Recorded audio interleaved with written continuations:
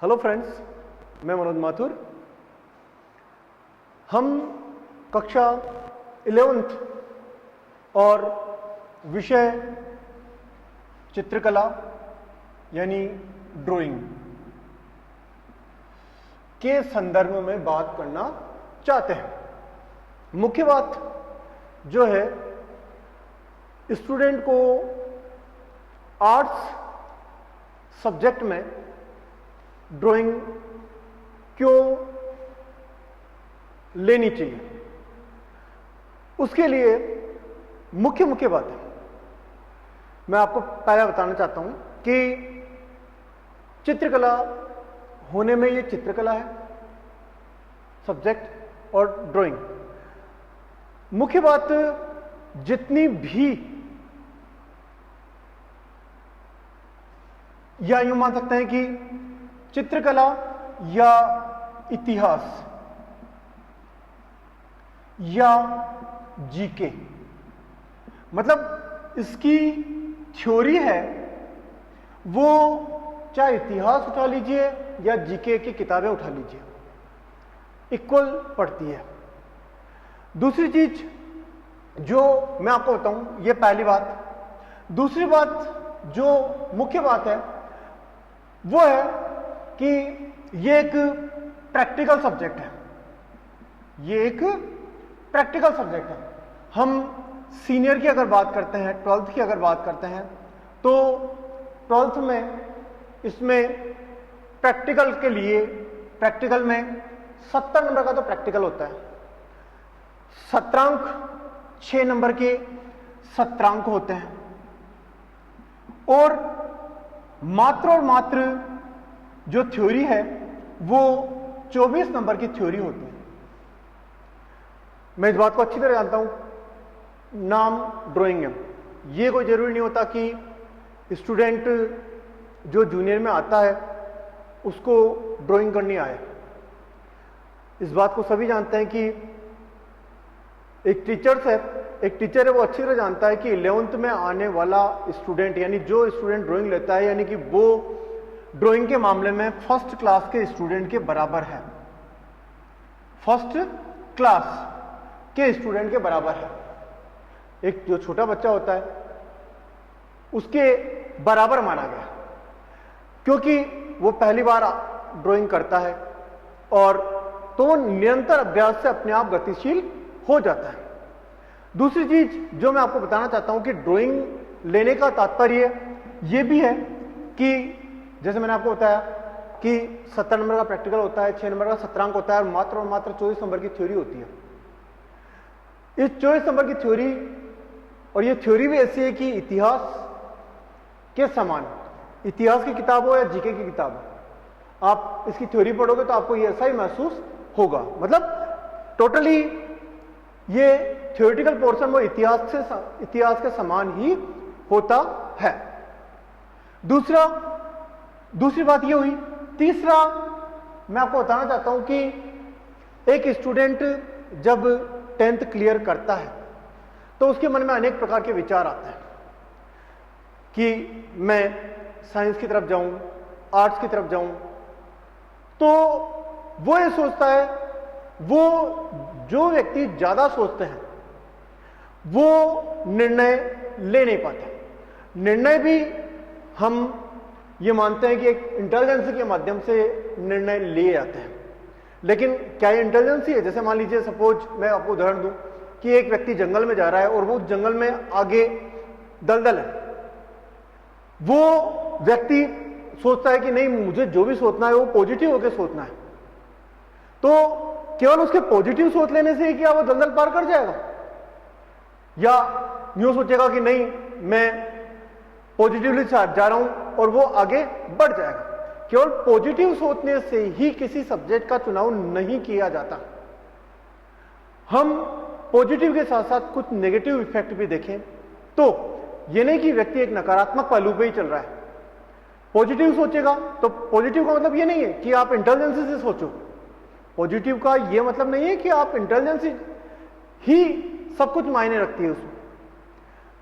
मुख्य जो बात आती है कि व्यक्ति जब ड्राइंग लेता है तो चित्र आदि बनाता है, तो वो अपने मन के भावों को संतुष्ट भी करता है। वो अन्य गतिविधियां, जैसे अन्य गतिविधियों का मतलब कि व्यक्ति कई बार गलत रास्ते पर भी जाता है, कई बार गलत रास्ते पर जाने लगता है, तो वो मन पे कंट्रोल करने के लिए वो कुछ रचनात्मक गतिविधियां करता है जो ड्राइंग के अंतर्गत कर सकता है। तो मन का भी कंट्रोल होता है। अब मुख्य बात जैसे मैंने आपको बताई कि ये इतिहास पढ़ लो या जीके की किताब पढ़ लीजिए, ड्राइंग की थ्योरेटिकल पोर्शन होता है। थ्योरेटिकल पोर्शन में इतिहास पढ़ लीजिए या जीके की किताब पढ़ लीजिए आप।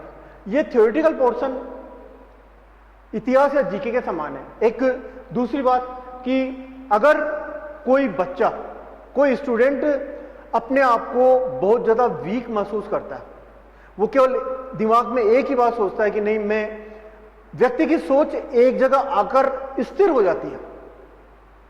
तो जैसे कोई स्टूडेंट है, वो कमजोर स्टूडेंट है और उसकी सोच एक जगह आकर स्थिर हो गई, तो उस स्थिरता से आगे निकलने के लिए ड्राइंग बहुत अच्छा सब्जेक्ट है। उस स्थिरता से आगे निकलने के लिए ड्राइंग एक बहुत अच्छा सब्जेक्ट है। विशेष रूप से ये परसेंटेज बनाने वाला सब्जेक्ट है, मतलब परसेंटेज बनाने वाला सब्जेक्ट है। सीनियर के अंदर परसेंटेज बनाने वाला सब्जेक्ट है। मान लीजिए किसी स्टूडेंट के 10th में कम परसेंटेज बनती है, तो सीनियर में ड्राइंग लेकर एक अच्छे अंक ला सकता है, क्योंकि प्रैक्टिकल वो जरा धीरे धीरे अभ्यास करेगा, प्रैक्टिकल में ड्राइंग बनाना सीखेगा, तो उसके प्रैक्टिकल में अच्छे मार्क्स आएंगे। और थ्योरी मात्र और मात्र 24 नंबर की होती है। जैसे मैंने आपको बताया कि प्रैक्टिकल 70 नंबर का प्रैक्टिकल है। स्टूडेंट थोड़ा सा अभ्यास करेगा तो वो 70 में 70 भी ला सकता है प्रैक्टिकल के अंदर। और थ्योरी में अगर वो अच्छी मेहनत कर लेता है तो यानी कि वो इस ड्राइंग के अंदर 90+ नंबर एक साधारण तौर पे भी ला सकता है। यानी 100 में से अगर कोई स्टूडेंट एक ऑप्शनल सब्जेक्ट में 90 के ऊपर नंबर ले आता है, मतलब एक सब्जेक्ट के अंदर सपोज 90 के ऊपर नंबर ले आता है, तो उसकी टोटल मार्किंग में अच्छी परसेंटेज बनेगी। मुख्य बात कि 90 के ऊपर ड्राइंग में आराम से आ सकते हैं नंबर, वो भी 100 में से। मतलब 100 में से 90 के ऊपर नंबर एक साधारण सा स्टूडेंट भी अगर थोड़ा प्रयास करता है तो वो ला सकता है। जबकि अन्य हम सब्जेक्टों की बात करते हैं, एक थ्योरेटिकल सब्जेक्ट है, ये थ्योरेटिकल और प्रैक्टिकल दोनों सब्जेक्ट है, और इसमें प्लस पॉइंट जैसे मैंने आपको बताया सबसे ज्यादा प्लस पॉइंट कौन सा है, 70 के ऊपर अंक, 70 अंक का तो इसका प्रैक्टिकल है।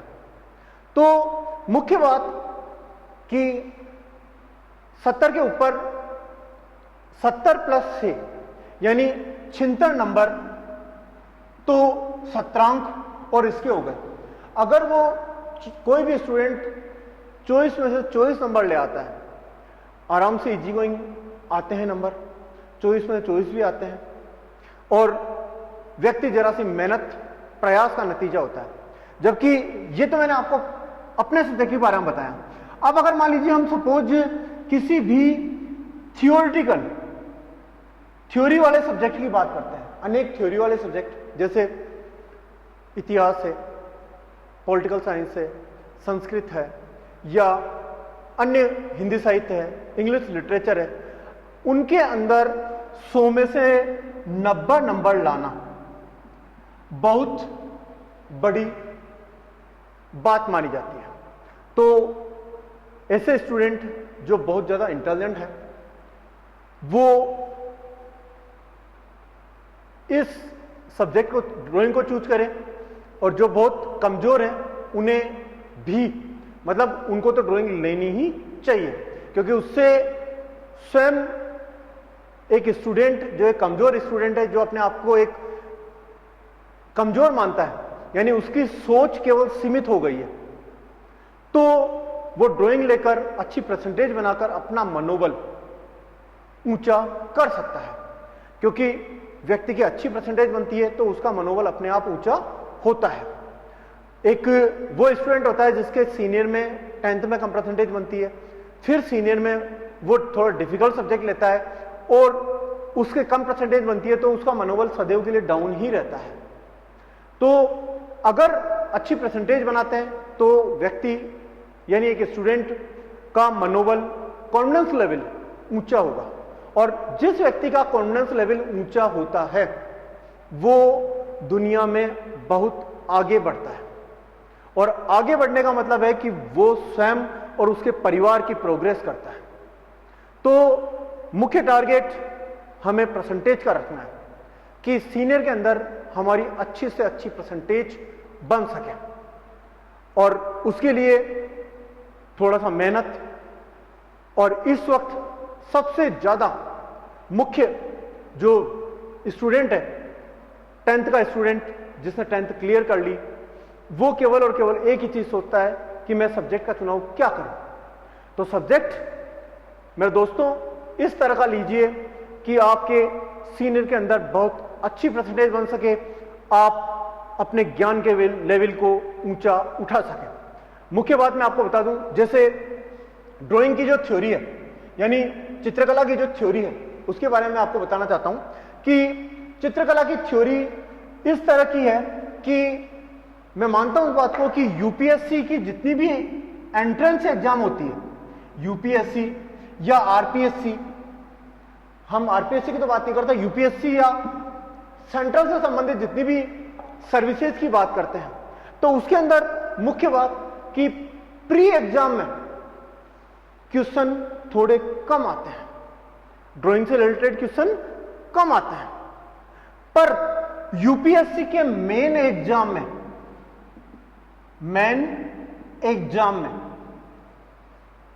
व्यक्ति के परसेंटेज, मतलब मेन एग्जाम के अंदर ड्राइंग से रिलेटेड कम से कम 50% क्वेश्चन आते हैं। यूपीएससी के प्री एग्जाम में मैं मानता हूं इस बात को कि कम क्वेश्चन आते हैं ड्राइंग से रिलेटेड, लेकिन यूपीएससी के मेन एग्जाम में हम ये देखते हैं कि 50% के लगभग क्वेश्चन आते हैं। और ये इस कारण से भी इंपॉर्टेंट है क्योंकि इसकी बेसिक ऐसे तत्वों पर खड़ी हुई है जहां पर इतिहास है, पूरा इतिहास से रिलेटेड ही ड्राइंग की थ्योरी है, जैसे मैंने आपको बताया। तो मित्रों, सब्जेक्ट का चुनाव इस तरह से कीजिए कि आपके सीनियर के अंदर अच्छी परसेंटेज बने और आप जितने भी कंपटीशन देते हैं उन सभी कंपटीशन को अच्छा फाइट कर सकें। अब हम इस लेवल में आगे हम बात करते हैं। तो जैसे मैंने बताया आपको कि ये 70 नंबर का प्रैक्टिकल होता है सीनियर के अंदर, 6 नंबर के 17 अंक होते हैं, यानी 76 नंबर प्रैक्टिकल प्लस 17 अंक के होते हैं, और 24 मार्क्स की केवल और केवल थ्योरी होती है। तो आप इस थ्योरी को अच्छा पढ़िए, आपके 90 के अबव इजी गोइंग नंबर बनते हैं। 99 नंबर अगर एक कमजोर बच्चे के भी बनते हैं तो भी वंडरफुल वाली बात नहीं है, क्योंकि वो जरा सी मेहनत से अच्छे अंक ला सकता है। अब मैं आपको जो जूनियर क्लास है, इस जूनियर क्लास की थ्योरी के बारे में बताना चाहता हूं कि यहां पर कौन कौन से चैप्टर हैं जिनके माध्यम से एक स्टूडेंट का ज्ञान भी बढ़ता है। मुख्य बात, जैसे मैंने आपको बताया था कि ये इतिहास से रिलेटेड है, ये इतिहास से रिलेटेड है। और जीके की किताब पढ़ लीजिए या इतिहास की किताब पढ़ लीजिए, यानी कि चित्रकला की किताब जीके और इतिहास से संबंधित ही है। और इसमें जितने भी एग्जाम होते हैं और उसके डीपली क्वेश्चन आते हैं, जो डीपली क्वेश्चन आते हैं वो इन्हीं में से आते हैं ज्यादातर। तो मुख्य रूप से मैं सिलेबस के बारे में बताना चाहता हूं, 11th के चित्रकला के या ड्राइंग के सिलेबस के बारे में। मुख्य रूप से इसमें 8 लेसन है, वैसे 9 लेसन है, लेकिन 8 लेसन महत्वपूर्ण योगदान रखते हैं। मुख्य बात, इसके जो भी लेसनों के नाम हैं वो, जैसे पहला है प्रागैतिहासिक सेल चित्र। पहला लेसन का नाम है प्रागैतिहासिक सेल चित्र, यानी प्रागैतिहासिक काल यानी कि भाषा के विकास के पहले का काल, वो प्रागैतिहासिक काल है। और प्रागैतिहासिक मानव द्वारा दुनिया के विभिन्न हिस्सों में आखेट या दैनिक जीवनचर्या से संबंधित जो भी चित्र बने हैं वो प्रागैतिहासिक सेल चित्रों के अंतर्गत लिया जाता है। दूसरा, सिंधु घाटी की कलाएं। सिंधु घाटी सभ्यता, यानी हम ये मानते हैं कि सिंधु घाटी सभ्यता के समकालीन अनेक प्रकार के केंद्र रहे थे, जैसे मोहनजोदड़ो, हड़प्पा सिंधु घाटी सभ्यता के प्रमुख केंद्र रहे थे। वो अभी वर्तमान में पाकिस्तान में है। और भारत में जो सभ्यता रही है, जैसे लोथल, कालीबंगा, धोलावीरा, इसके अतिरिक्त रोपड़ आदि अनेक प्रकार की सभ्यताएं जो कि भारत में है, वो सिंधु घाटी की कलाओं के बारे में हम पढ़ें। सेकंड नंबर का लेसन है सिंधु घाटी की कलाएं। तीसरा आता है मौर्यकालीन कलाएं। मौर्यकालीन कलाएं यानी मौर्य काल, जब ईसा से तीसरी शताब्दी के पहले का काल, जब भारत के अधिकांश राज्यों पर मौर्यों का शासन स्थापित हो गया था। और उस समय के जो स्तंभ, स्तूप, विहार आदि जो बनाए गए थे, जैसे भारत का राष्ट्रीय प्रतीक चिन्ह, वो सारनाथ के सिंह शीर्षस्थ परगहे से लिया गया है। भारत का जो राष्ट्रीय प्रतीक चिन्ह, जिसमें अपन देखते हैं जैसे अनेक जगहों पर 3 शेर दर्शाए जाते हैं, तो वो सम्राट अशोक द्वारा निर्मित सिंह शीर्षस्थ परगहे से लिया गया था। तो वो मौर्यकाल के अंतर्गत चंद्रगुप्त मौर्य, बिंदुसार, सम्राट अशोक का कालक्रम, और उनके समय में जो भी कलाओं की प्रोग्रेस हुई वो चीज यहां पर दर्शाई गई है। इसी प्रकार चौथा जो लेसन है, भारतीय कला और स्थापत्य में मौर्योत्तरकालीन प्रवृत्तियां। यानी मौर्योत्तरकालीन प्रवृत्तियां, यानी हम ये मान सकते हैं कि मौर्य काल के बाद में जो अनेक प्रकार के कालक्रम आए, जैसे मौर्य काल के बाद में शुंग काल आया, शुंग काल के बाद में कुषाण काल, कुषाण काल के बाद में गुप्त काल, गुप्त काल के बाद में मध्यकाल। तो भारतीय कला और स्थापत्य में मौर्योत्तरकालीन प्रवृत्तियां। स्थापत्य का मतलब क्या है? स्थापत्य मतलब वास्तु निर्माण संबंधी कार्य या वास्तु कला या भवन निर्माण संबंधी कला, वो स्थापत्य कला। क्योंकि प्राचीन काल में हम देखते हैं कि स्थापत्य यानी कि अनेक प्रकार के मंदिरों का निर्माण किया गया था, गुफा मंदिरों का निर्माण किया गया था, महलों, दुर्गों आदि, जो एक कल्पना से परे, मतलब उनके बारे में ऐसा कहा जाता है कि उन मंदिरों को, दुर्गों को या मूर्तियों को ईश्वर ने स्वयं आकर उन्हें साक्षात रूप दिया। इस तरह के दुर्ग, स्तंभ, स्तूप, विहार, गुफाएं, अनेक प्रकार के, वो सब किसके अंतर्गत आ जाते हैं? वास्तुकला के अंतर्गत आ जाते हैं। और ये क्या है? मौर्योत्तरकालीन प्रवृत्तियों के बारे में। इसी प्रकार परवर्ती भित्ति चित्रण परंपराएं, कि भित्ति चित्रण, जैसे मैं आपको बताऊं कि एक दीवार है, उसे बोला जाता है भित्ति। और अगर उस दीवार पर कोई चित्र बनाए जाते हैं तो वो क्या कहलाते हैं? भित्ति चित्रण। यानी दीवार को भित्ति कहा जाता है और उस पर अगर कोई चित्र बनाया जाता है तो वो भित्ति चित्रण परंपरा कहलाती है। इसी प्रकार मंदिर स्थापत्य और मूर्तिकला, मंदिर स्थापत्य और मूर्तिकला, भारत के जो प्रसिद्ध मंदिर हैं उनके बारे में और वहां की मूर्तिकला के बारे में हम इस चैप्टर में, यानी चैप्टर नंबर 6 में पढ़ेंगे। इसी प्रकार 7वां है भारतीय कांस्य प्रतिमाएं। कांस्य की प्रतिमाएं प्राचीन काल से ही भारत में बनती आ रही हैं और अनेक कांस्य प्रतिमाएं अपने सौंदर्य के दृष्टिकोण से अप्रतिम है। और उन अप्रतिम प्रतिमाओं के बारे में उनके बनाने की विधि, कौन कौन सी बहुत काश्य प्रतिमाएं हैं, उनके बारे में। 8वां जो चैप्टर है वो है इंडो इस्लामिक वास्तुकला के कुछ कलात्मक पहलू।